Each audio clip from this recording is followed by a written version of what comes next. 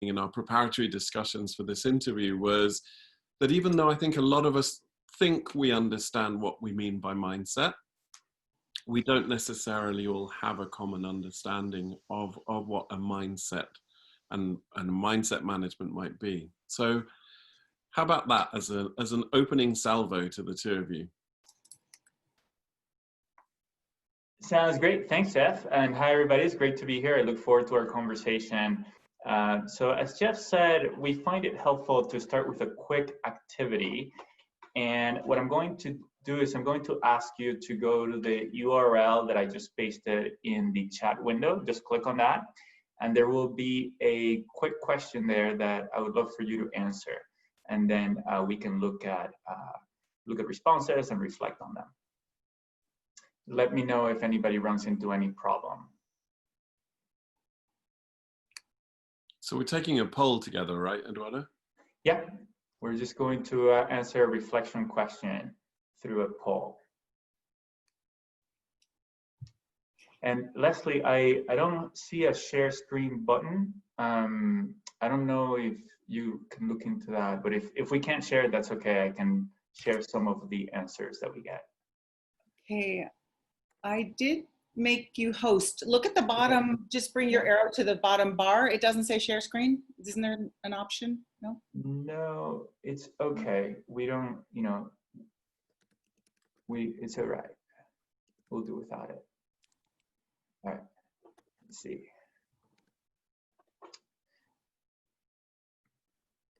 Is everybody able to navigate to the URL and see the answer or the question button? Are you getting? So we have a lot of answers here. So for example, we're seeing curiosity or an openness to learning new information and ideas, openness to new experience, curiosity, ability to be open-minded and shift negative thinking, being willing and open to trying new ways to do something, presence of mind, as well as our approach to the world.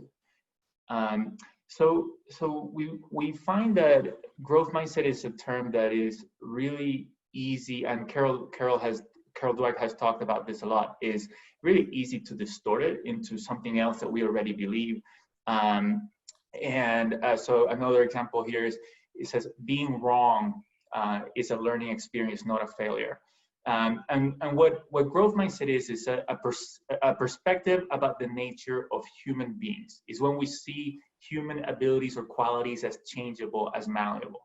So often, for example, when we think about growth mindset as being open-minded, that doesn't quite get to it. Or if we think about growth mindset being about being comfortable with mistakes or being adaptable, that doesn't necessarily get to the fact that humans can change, that we can improve.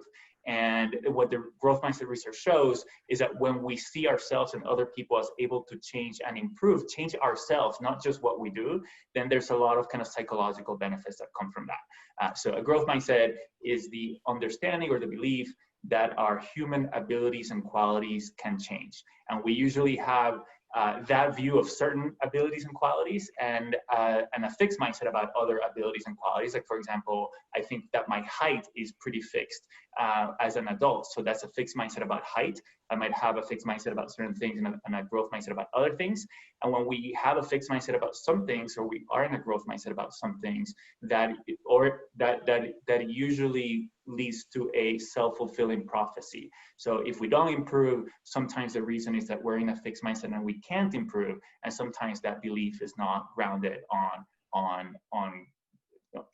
kind of good science and practice. So I just wanted to do a quick activity to get us all on the same page, and I think we can get into a conversation. Fantastic. So this idea has been compelling enough for the two of you to commit your lives to it. How did you both arrive at growth mindset as being the thing that you wanted to focus on? Lisa, do you want to take that since you got started earlier than I did, and then I can jump in? Sure. I did not start out with a growth mindset, and I think when I was introduced to the original academic concept really early in the research, it struck me how much my perspective had been informed by having a fixed mindset in certain realms. And I was inspired by the fact that it created this potential not only for actual change, because you have to believe you can change to really do the work and so forth, but for an emotional liberation from certain kinds of fear and anxiety about proving oneself and measuring up and all of that. And it was exciting, and it was really exciting when we started doing research in real world environments and seeing how it impacted young people in particular in school, and just seeing the real impacts of it. So I just think it has enormous potential, in my personal experience of working in this realm for, it's scary to say, but about 30 years now, is realizing that it's been a journey. It's a lifelong journey. You don't get a growth mindset and you're done. It's a lifelong journey and project, and it informs every single aspect of life. So it's the gift that keeps on giving, and you never actually reach the destination. You're just on the path. Almost like a practice, right? It is. Everyone has to practice it. You get nothing from it if you don't practice it. Just learning the words gets you nowhere. And you have to do some emotional self-reflection about how you think about yourself and how you treat others, and really in an ongoing way. So I'm inspired by the fact that it keeps always yielding new insights, as well as seeing the benefits in other people in the world. And to situate everyone, you were actually part of the research team with Carol Dweck, right? That actually came up with this idea. Yeah, well, while I was working with Carol, initially as a student, then as a postdoc and a research scientist at Columbia University before she came to Stanford, I was sort of in on the ground floor of that and was involved in some of the foundational research, particularly applied in the schools. Mm-hmm. And while I was working with her there, she started writing Mindset, the book, and working with an advisor came up with a term that was much friendlier than entity and incremental theory, which was the original academies for growth and fixed mindsets, or fixed and growth mindsets. So yeah, I saw the evolution from a fairly narrow academic context to a more real world context in the research in schools, to an actual, kind of public sharing of this information, and then all of the learning and growth that's happened since then. And it's been really exciting to see. Wow. Eduardo, how does a Venezuelan financier, engineer end up changing the world mindset? Yeah, so I grew up in Venezuela, as you said, where you also grew up, Jeff. Mm-hmm. And it was, looking back, I had a lot of kind of fixed mindset environment and culture around me. There was a strong pressure to conform to a social norm, to be a certain way, to wear certain kinds of clothes, to talk in a certain way. And I just thought the world was like that, but I wasn't particularly happy in it. And unexpectedly, my family ended up moving to the United States. I finished high school in Tulsa, Oklahoma, junior and senior year. And I was, as you say, I was doing the things that I thought I was supposed to do. I studied chemical engineering and finance, not because I was passionate about them, but because I thought that would open up opportunities. And I think I was focused on, if you've read Chip's book, Peak, which was very influential for me, I was focused on the bottom of the pyramid of Maslow's hierarchy, right? On safety, security, making sure that I was going to be able to take care of myself and my family going forward. I was going to have a job. If there's a recession, I wasn't going to get fired. And I did those things. So I went to work in investment banking in Wall Street, and then in venture capital in Silicon Valley. And after a few years doing that, and going after kind of the success that society defines, right? The success of that, what people think is successful. After I kind of got enough safety and security at the bottom of the hierarchy, I got into a midlife crisis. I got physically sick, I got emotionally sick, because I was living well below my means, which I still do. And so I didn't need more financial stuff to get a fancy car and get a fancy house. But then there was nothing left, no purpose, no meaning in what I did. And I was left in a dark place that felt like a tempest to me at the time. And so I realized I had to focus on my health first and figure out how to find meaning in my life. My wife had become a teacher in East Palo Alto, which is an underprivileged area in the Bay Area. And so I learned about what purposeful work can be. And I went to grad school to find interested in social entrepreneurship. And I met Carol. I was introduced to her and to Lisa. And I read Carol's book, and it really resonated with me. I could, as Lisa said, I could understand a lot of my history from a fixed and growth mindset perspective when I was trying to prove myself and not focus on my own growth and how that was working against me.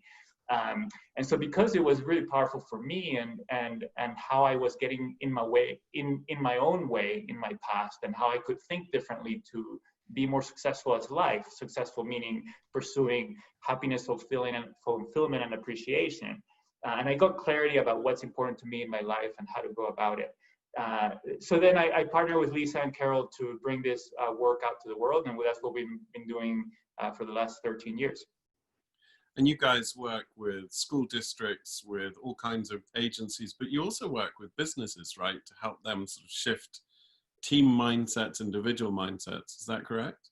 Yeah, I personally, I focus most of my work with businesses the last couple of years, and we have a lot of colleagues that have an education background that are better positioned to support educators, but I do that work as well. But with businesses, often there's a lot of pressure to perform, right? To avoid mistakes all the time. And there's the sense that the fewer mistakes we make, the more flawless we are all the time, the better. But that leads to stagnation. That doesn't lead to risk-taking, to experimentation, to soliciting feedback, to vulnerability. So we help businesses think about what does it take to have psychological safety so that people can learn with each other, support each other, be more innovative, and be more invested in continuous improvement. What does that mean for how people lead? What does that mean for the culture and systems to make that happen? Your work, the two of you, your work has this really compelling divide. For me, I found it a really interesting nuance that I'd never really understood, was the difference between this learning zone, as you call it, and the performance zone. Could one of you kind of help us understand the difference between those two and how we might sort of see that in our own world and lives? Yeah, so sometimes people in companies, for example, have the sense that in order to improve, we just have to work hard. And in fact, when we sometimes ask what does growth mindset mean, one of the answers that sometimes people give is, it means working hard. And if we just work hard, then we'll get better. Right. But sometimes we're not clear that hard work comes in different forms. Sometimes hard work is oriented toward performing and doing the best we can, focusing on what we know and minimizing mistakes. And sometimes hard work is focused on improvement, on doing the things we haven't done before, experimenting, trying new things. And being clear about in which ways am I trying to perform and in which ways am I trying to get better and innovate is helpful, because it gives us first, like, we can align with our colleagues. Like, for example, if we have teammates and we're going into an important client meeting and we're saying, this is a really high stakes situation, we want to play it safe, we don't want to try new things in this meeting, that's fine. We just want to align on that, right? Or in this other meeting, we're going to try something new we haven't done before. Like, those are very different approaches to that meeting. And so being able to align with ourselves and with others helps us be better at both performing and improvement. Lisa, do you want to? And so you can do analogies like, in sports, if you're in a very important championship final, you want to do the best that you can, what you have, works, try to minimize mistakes. But then where you struggle, you might go to your coach and say, Coach, I struggled with this particular move. Let's practice that. Whereas you might avoid that move in the match. And that's a very different type of activity that you do in the match versus in practice. Lisa, do you have anything to add to that? You're on mute. All right. In everyday practice, we use it all of the time as a concept to remind ourselves when we're doing something new and we're stretching that it's okay that we make mistakes, that we're not judging ourselves or others. It's so useful because it's so easy to fall back on that default, which we've learned earlier in life, that we have to always perform well. And when we don't, we feel it as a loss of some kind. And by reminding ourselves, you know what, we're together in the learning zone. We know we're going to make mistakes, and it's okay because we're doing something new and we're stretching. It's very liberating, and it creates a better camaraderie where people are not preoccupied with their ego and how they appear, but rather willing to be really open about admitting mistakes that they make, recognizing them, accepting feedback, and so forth. And then forgiving themselves and others for what we do badly, even sometimes, because we always know we're going to be learning from it and getting better at that activity. So it's very, it's a practice again, you know, something that we use ourselves within our company on a frequent basis to give ourselves permission to be learners. Lisa, I actually, while I have you, you mentioned at the top of the interview that this research came from your work with Carol around children and changing children's mindsets or understanding their sort of their incoming mindsets and how you might work with them to shift those mindsets and even appreciation of those mindsets. As your work has progressed into the world of adults, we're faced with this sort of social mythology, right? Which is like, you can't teach an old dog new tricks. Right, yeah. Right? Absolutely. Is it as applicable to adults? Are adults as able to shift their mindsets as kids? And is there data to support that? That's a really interesting and complex question. Yes and no. Yes, in that they're certainly able to do so if they wish to do so. And in some ways, better able to do so because adults better understand how to do deliberate reflection and practice and can be more independent of their social context. We also have access to so many resources as adults that we can learn from. But on the other hand, many adults have, because they see themselves as already having been formed, are more reluctant to challenge their assumptions and to change. And in that sense, it can be more difficult, especially for older people, because we have so many stereotypes about what it means to be older, not only including that you can't learn new things, but that you can't change. And change of the self, of our mindsets, of our attitudes about ourselves and others is at the core. And so the capacity certainly is there. It's more about the willingness and the readiness to do so. But in young people, they're very much at the mercy of their environment. So the first thing we learned was that you couldn't just change adolescents' mindset. You had to work with the teachers, because the teachers, all the adults in the building, were creating a context that was continually, forming the students' mindsets. And that led us to the world of adults. And that's actually the most challenging domain, but also the one that has so much promise now, since we're creating the world that they're inheriting. And then can I bit back to Eduardo, in terms of these sort of learning zones or creating these spaces for learning so that we can start to practice in a slightly safer environment, like Lisa's suggesting. What have you started to see in your work in that area? Well, so first, a comment that ties into what Lisa just said about kids versus adults.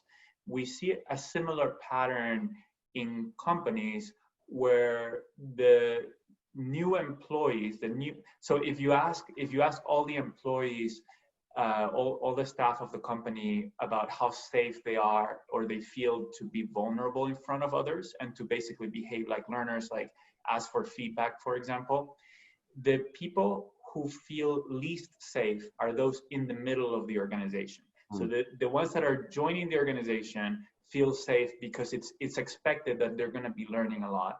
And the people at the top feel relatively safe because they have a lot of seniority and they're protected, even if they're not exhibiting a lot of those behaviors. And it's the people in the middle of the organization that often feel like they don't feel as safe.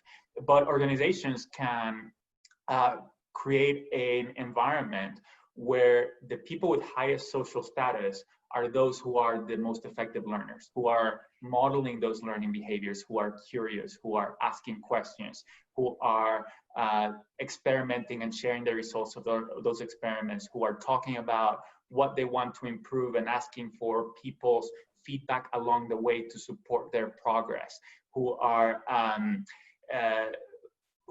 talking about their mistakes and what they've learned from their mistakes, right? And so it takes, sometimes we think about confidence as something that means that you're sure that you are right.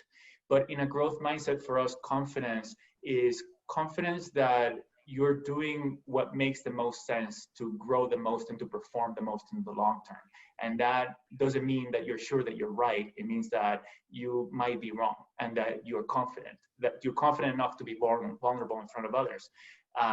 And so I think that there are organizations that are doing a great job at that, right? When they onboard people, saying learning and improvement is really important here. And these are the things that we do in order to do that on a daily basis. I've got sort of two strands of questions that I want to ask, and I can't work out which one to go for first. But let's stay on this theme.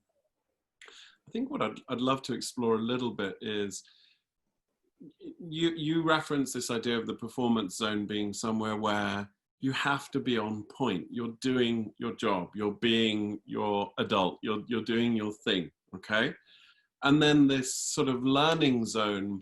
You're allowed to fail. You're allowed to drop the ball. You're allowed to have that sort of vulnerability. And that as an adult, whether it's at work or at home, those are sometimes two very different environments. How do you recognize those environments? How do you create those environments? Lisa, do you want to comment on that, or you want me to?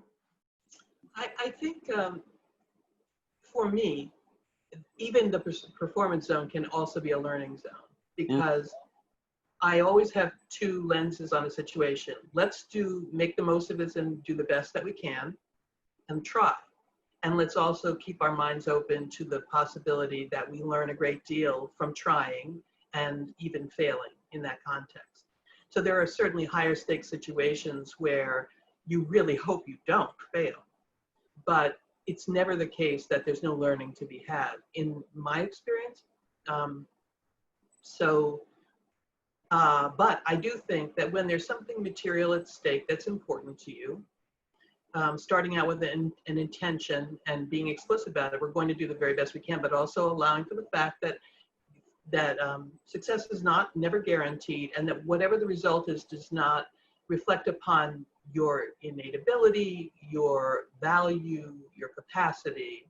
It's simply a feedback on the performance that you did is always still important. That's the application of the growth mindset even into the performance zone. It's really important.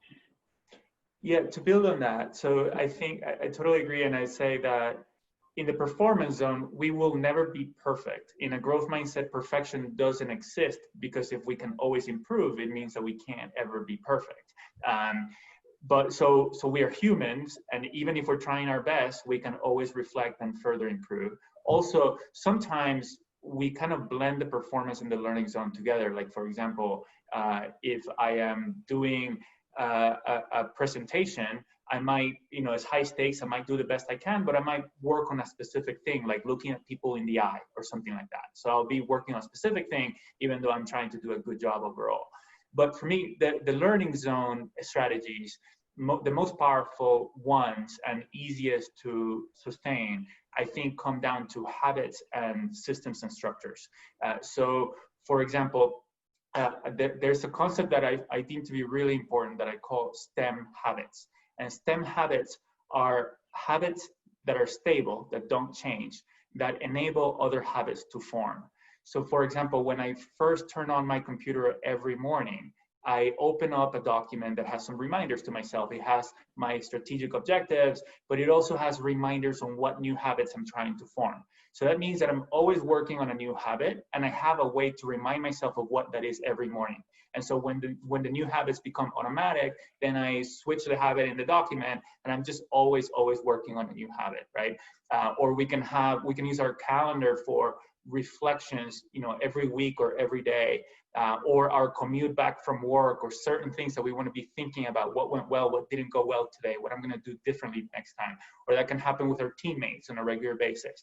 And so what are the kind of habits and systems and structures and tools that can enable us to spend time in the learning zone?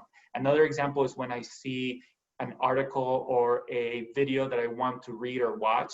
I don't read or watch it at that point, but I put it in a queue that is prioritized. And so when I have lunch, I often watch videos that I want to watch. I just open up that list and I start at the top, and I learn that way when I'm having lunch.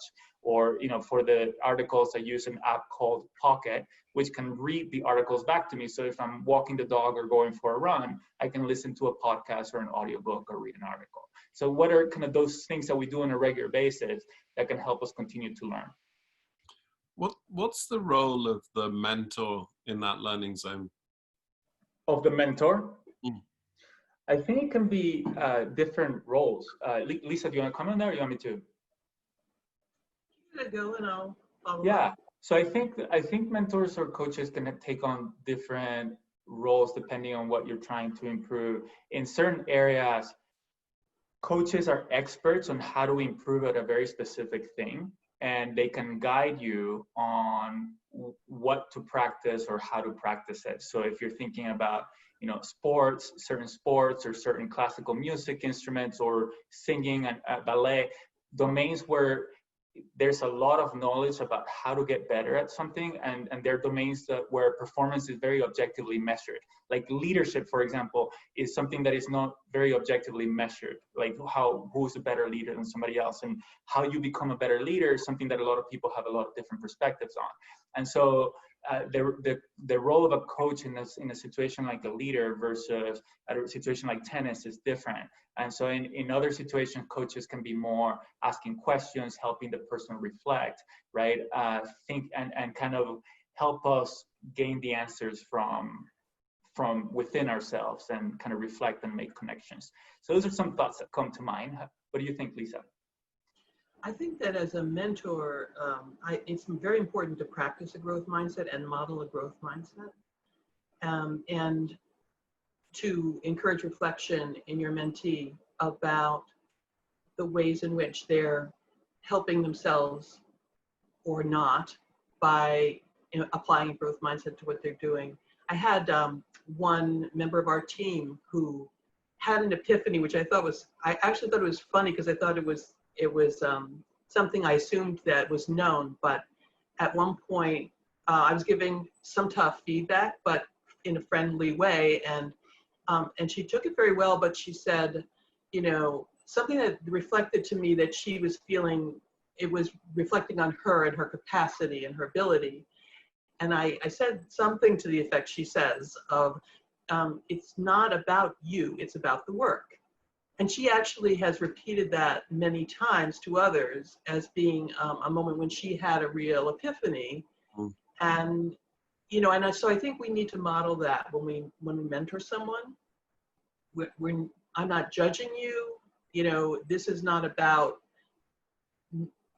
seeing that yourself as being competent, not competent. It's about really becoming empowered to do the very best work that you can do. So, but then there's also that personal growth side to things, in that by teaching, you can teach people a growth mindset by modeling it and exemplifying it, and that can then become part of their vocabulary, their emotional vocabulary about themselves, as opposed to preaching about it or teaching it academically. I think that's a powerful role for a mentor.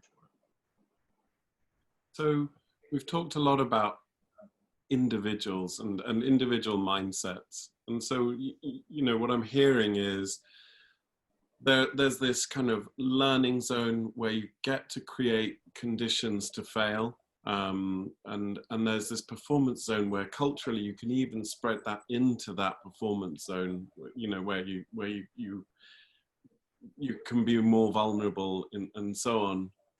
But a lot of that is about how am I doing? What am I doing? We've touched on this a little bit, but I'd love to sort of explore with you guys. In a company, there's a culture that is telling you how you should be and how you should be doing. In this, and that's your system. Let's say you're in a business, that's your system. And then we're in a sort of a world which has a sort of a super system, right? You're getting messages about your gender, or you're getting messages about your race, or whatever it happens to be. And so you're managing your own mindsets, you're managing your cultural mindsets, and you're managing your sort of super system mindsets. How do you do that? How do you pass between those sort of three levels? And then is there a difference between managing what's going on with me and managing what's going on in those two other systems? Yeah, I would say very much so. Yeah, if you're familiar with the work of MEA on psychological safety and how the work environment can foster what is essentially a growth orientation by fostering psychological safety, that that one can be open and honest with feedback and facts, that whether or not they're flattering to others. So that's a culture, it's a practice, a personal practice that creates culture, and especially from the leadership lens. What happens when someone gives you unwelcome news or gives you some critical feedback? How do you handle it? And if you handle it in a way that makes them feel psychologically safe, that can become an organizational practice that then frees people to have a growth mindset, not only about themselves, but about the company as a whole. Yeah. And then with that super system, I mean, it's so hard to impact that or to choose that, right? You're born into it. Yeah, so, sorry, Lisa, were you going to say something? No, I just wasn't sure I caught the meaning of that, but go ahead, Ed. I think, are you talking about also the society, like the media and everything in the culture? Yeah. Right.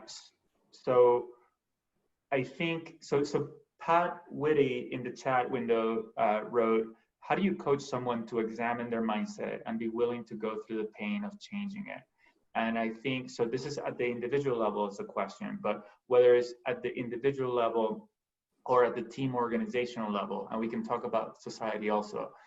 But I think it starts with awareness of just being able to see the effects, see how we're thinking, or see what's happening and see the effects of that. So I think we encourage people to start with our own selves and start with our own self-awareness and self-understanding.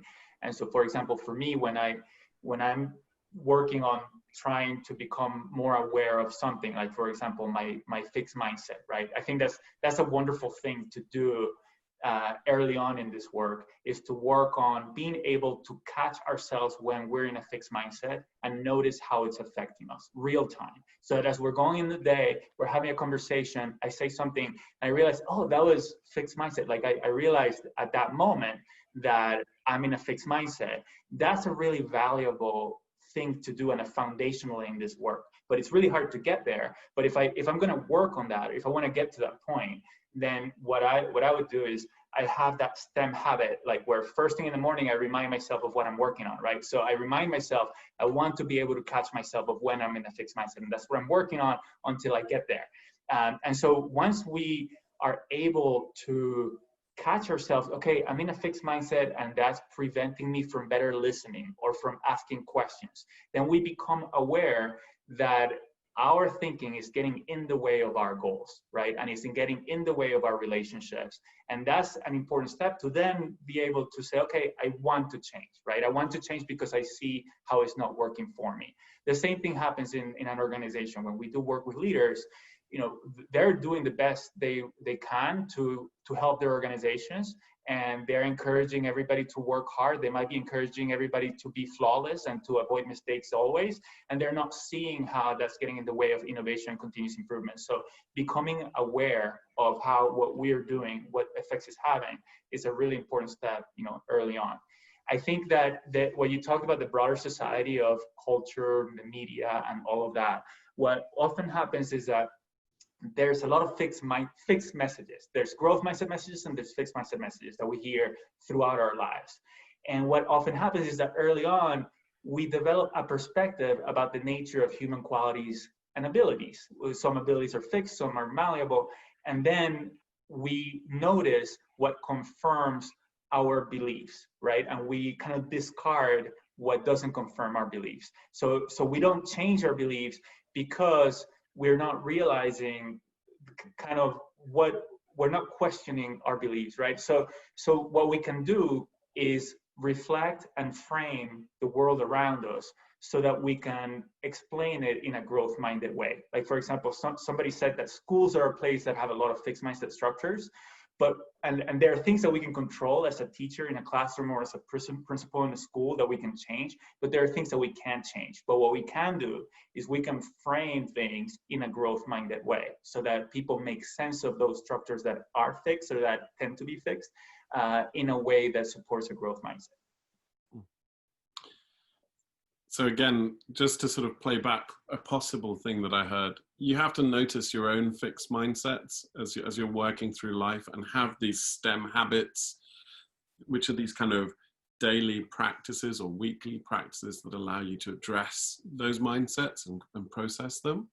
But also you have to be able to start to recognize where you're receiving fixed messages as right versus growth messages. Wow. Yeah. That's absolutely really... becoming more aware, I think, is critical. I agree. Wow. Okay. And it takes work, right? It takes work to get there, but the more we work on it, the more this becomes automatic, and then we can become more aware of what's happening and how what people say is affecting us. And then that's kind of like a vaccine. It inoculates us against those messages because we see what's happening as it's happening. Right. John Warner was asking about this idea that that selflessness and fixed mindset, selfishness and fixed mindset are somehow related. What's the role of service in a growth mindset? Lisa, you want to take that, or you want me to?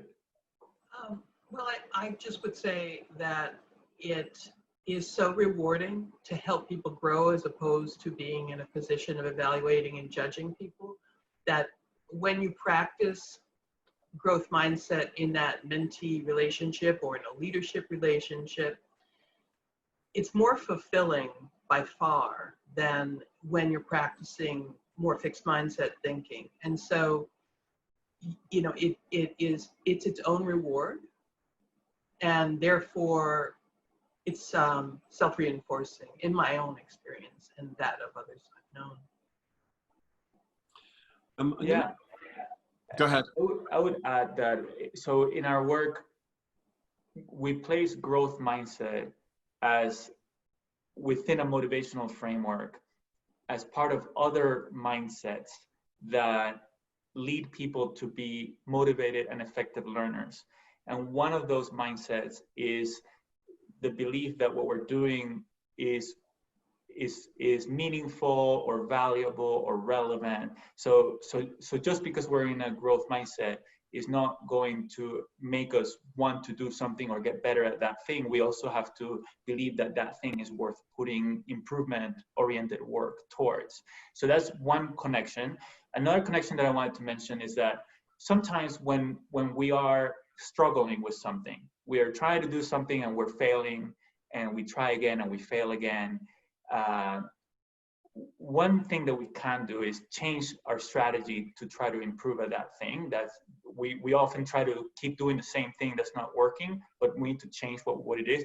But something else that we can do if we're struggling and not finding a way to improve is ask why. You know, why am I trying to do this in my life? And when we ask why, it leads us to a higher level goal, right? And then we ask why again, and why, and why, and why. And then we can get to the highest level goal for each of us, which for me, when I ask why, a lot of times I get to happiness, fulfillment, and appreciation.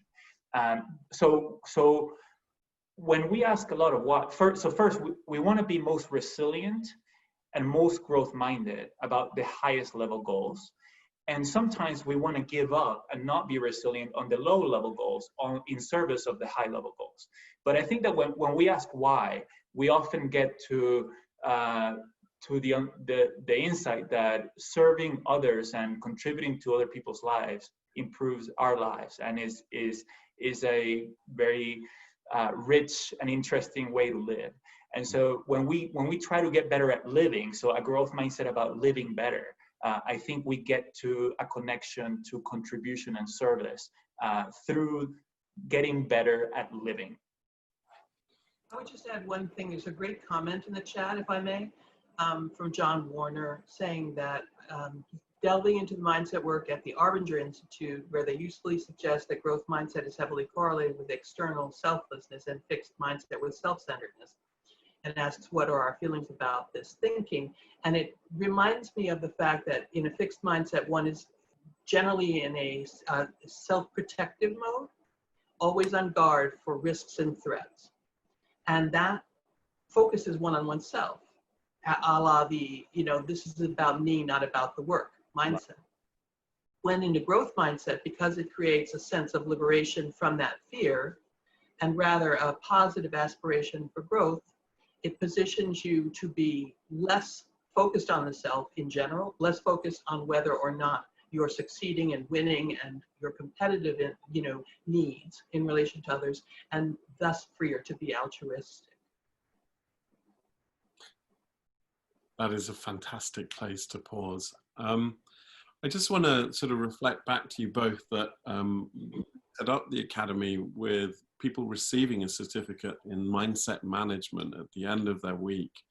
I want to, so the work that you've done, the work that you're both doing is absolutely seminal to the work that we're doing. It's really impacted the way that we think about aging and how we might impact aging.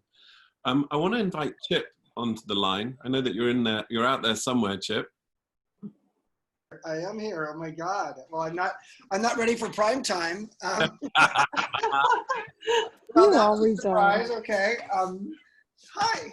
Actually, a couple of an MEA alum, Ingrid Summerfield, just arrived. She and her husband are staying for 4 nights, so I'm gonna have to go in a moment. But go for it. What can I do? What I wanted to ask you was, what are your thoughts on this in terms of the growth mindset? Are there questions that you have now that we have the kind of the progenitors of some of this thinking on the line? Isn't it nice when Jeff uses big words? The progenitors. So I'm gonna have to have a growth mindset to catch up with you. Well, first of all, Eduardo and Lisa, thank you for joining us. When Jeff just said a moment ago that they get a certificate in mindset management, I immediately thought, oh my God, I'm going to get a letter from the Stanford legal department. But I just want to say that what's fascinating about this is the depth of the subject and how it is so, the thing that I've said from a long time ago before I really understood this very well was, it's like the fish didn't really understand the water was there because it was so pervasive to its full life. Oh, she likes that. Good, Lisa. All right. Yeah, and I think that that's the part that it just, I'm not sure I have a question, other just an observation. I've really enjoyed being in the background listening because I think that the idea, how do we help people? If we're helping students and younger people learn about mindset, how do we help people throughout their full life understand it exists, that water is real, and it's really important that you actually clean out your aquarium occasionally, otherwise it gets really murky. And so I don't really have much to say other than that. And thank you, Eduardo and Lisa. And I just hope some other alums get to ask some questions that can be answered. So I'm going to give my time to someone else. Beautiful. I love that application of that metaphor. Me too, and I would just say, and thank you, Chip, and as you know, your work has been really influential to me personally, so thank you for all you do and all you're doing. And I would just add that we're all learners here. Like, Carol is learning about mindset too, and we're all in this journey together. It's great to be connecting with all of you, and I look forward, I hope that we get a chance to collaborate going forward as well. Eduardo, we have a question from from Kathleen around other companies that have built good culture around mindset, you know, that have created, I think Lisa, you sort of shared the idea of creating psychological safety within the culture so that people can both learn and perform. Is there anyone you could point us to that you're like, wow, they did an amazing job? Yeah, it's best situated to answer that with the respect to the organizations, I think. Yeah, so I think that there are examples, and it's interesting that different companies go about it in a very different way, and they have different cultures and systems that get to a culture of innovation and continuous improvement through different solutions. Like, for example, the largest hedge fund in the world is called Bridgewater Associates, and it is a culture of ruthless learning almost. You know, everybody is like so open and honest with each other, of giving each other feedback right then and there in front of the whole company. And only like a third of the people who join survive it because they don't want to be that vulnerable with each other, right? They're very, very direct. Or there are other companies that do it in different ways. My favorite company that does amazing things is called Clear Choice Dental Implants, and it is the leader. They have a 50% market share on a certain type of the most complicated dental implants procedures, and they have a chain of these centers, and they do so many things that are learning oriented. Like, for example, I don't know how they do this, but they get most of their customers to sign something that says that they can be videotaped in all the conversations and in all the rooms, both from the sales and like the procedures and everything.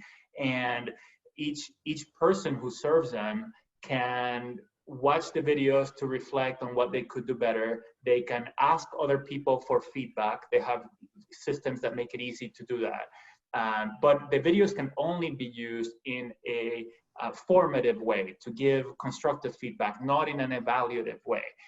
They have created these really cool games where, for example, the salespeople kind of do these games where there's a card that has a situation. The customer says this, what will you say in return? And so the people around the table have different ideas on what they could respond.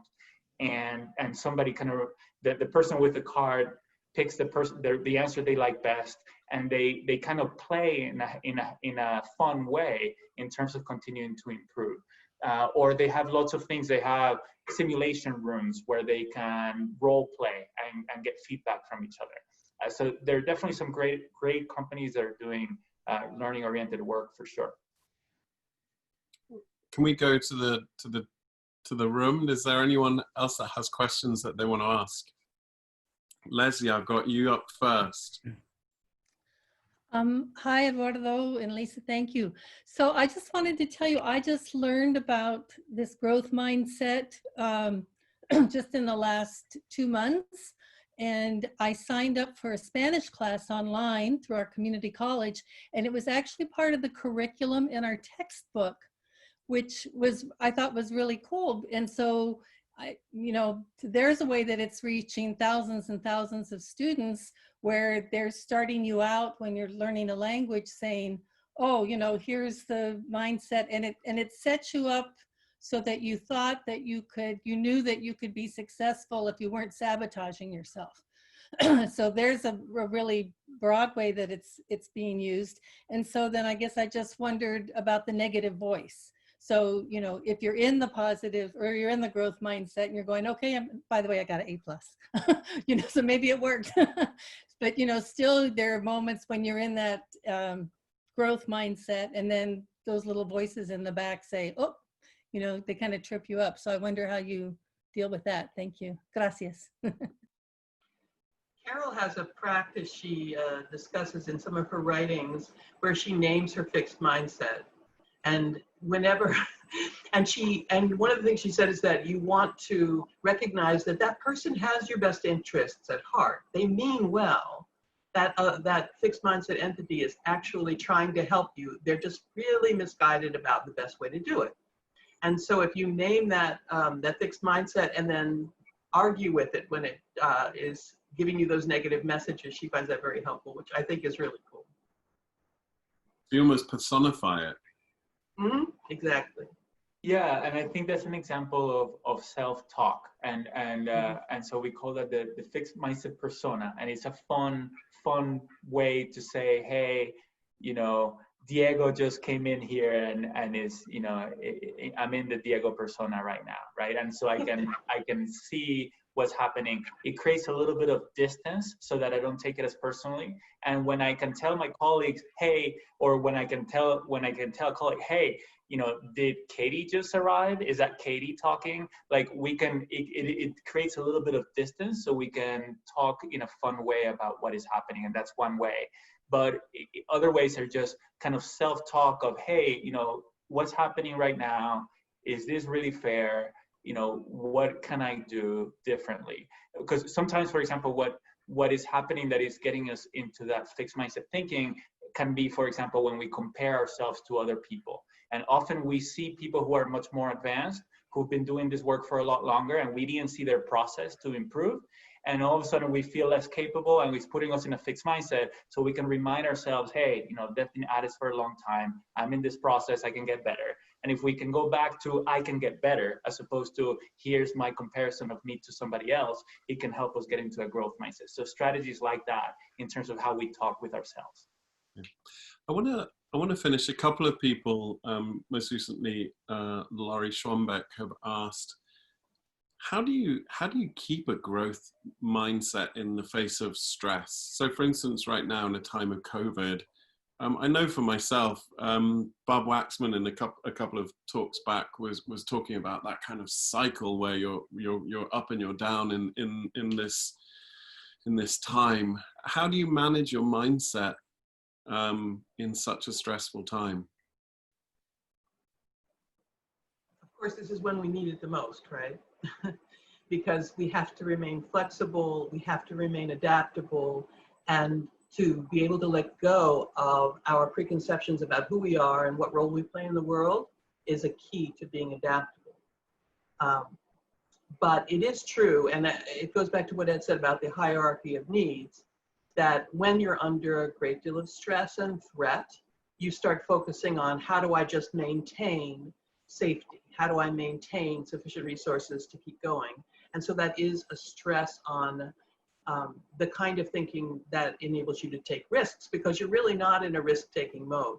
I think the thing we can recognize is that life is change and life is risk, and that safety in some sense, in the purely physical or economic sense, is an illusion.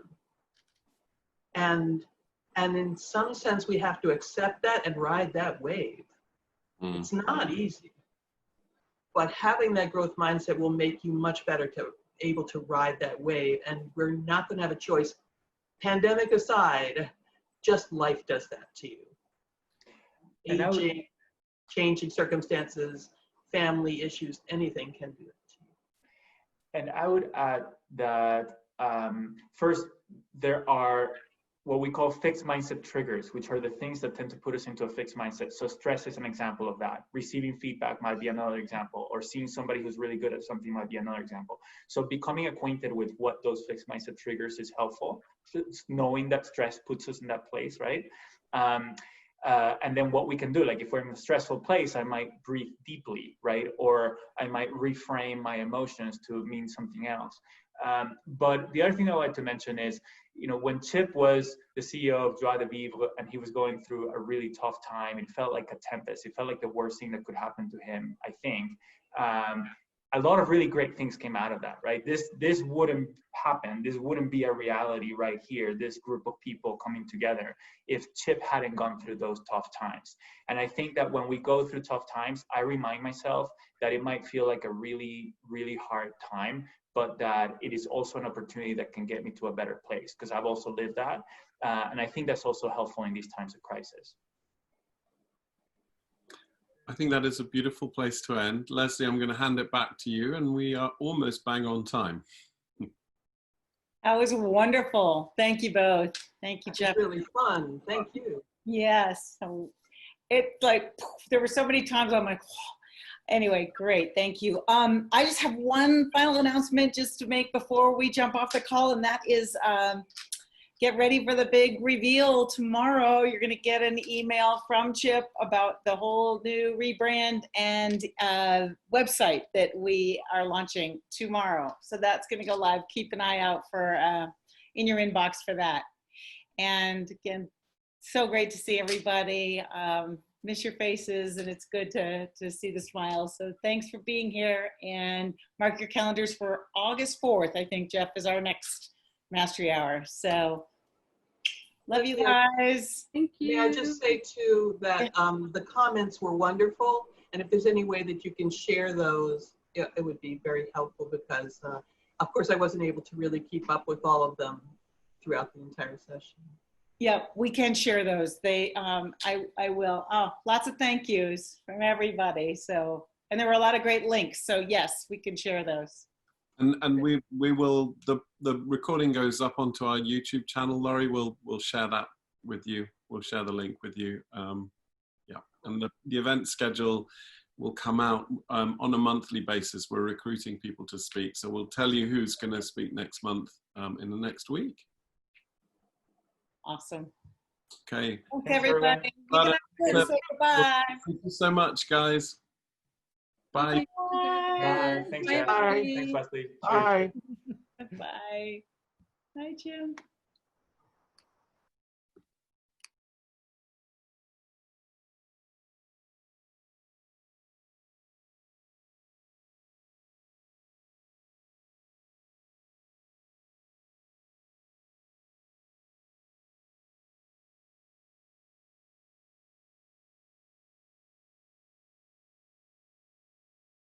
Thanks, everyone. Cheers.